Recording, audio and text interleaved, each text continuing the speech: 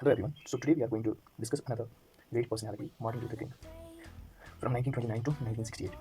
The African American minister and Nobel Prize winner Martin Luther King originated the non-violent strategy within the activist civil rights movement. He was one of the most important black leaders of his era.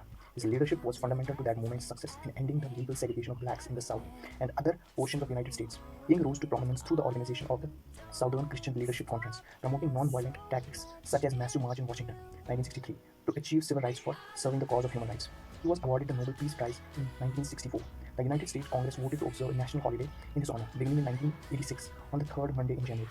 Martin Luther King was born on January 15, 1929, in Atlanta, Georgia.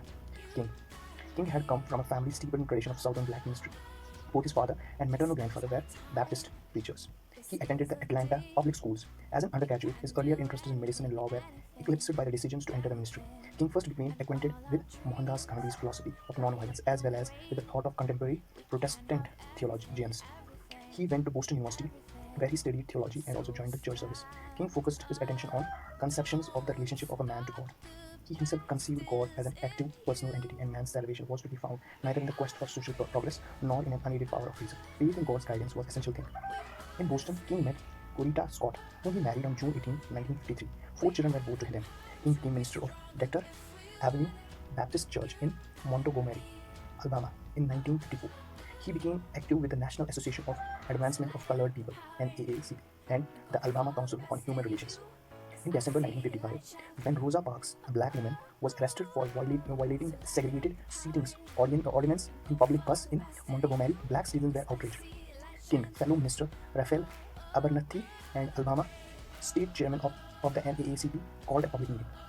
African Americans were urged to boycott the segregated city bus, and the Montgomery Improvement Association (MIA) was formed. In January 1957, approximately 60 black ministers assembled in Atlanta to form the Southern Christian Leadership Conference to continue the fight for civil rights. King was elected president. In February 1958, the SCLC sponsored 21 mass meetings in key southern cities as a part of a crusade for citizenship. The goal was to double the number of black voters in the South. A year later, King visited India at the invitation of Prime Minister Jawaharlal Nehru. King had long been interested in Mahatma Gandhi's practice of nonviolence. When he returned to the United States, the civil rights struggle had greatly intensified, and violent resistance by the whites to the non-violent efforts of the black demonstrators filled the newspapers with the accounts of the bloody confrontation with the black demonstrators. In his younger days, King had studied the works of a famous American right Thoreau, who believed in civil disobedience. Later, he became deeply involved in the civil rights campaign, but he always gave more emphasis on passive and non-violent methods. In the years from 1960 to 1965, King's influence reached its zenith. The tactics of active non-violence eroded the devoted elegance of many blacks and liberal whites in all parts of the country. The militant black leaders did not, however, approve of it, and so after 1965 they began to challenge him. Martin Luther King included persons of all races in his movement, which offended the supporters of racism. The year 1963 was eventful in the struggle of civil rights. In June, King and 125,000 people marched in a freedom walk in Detroit.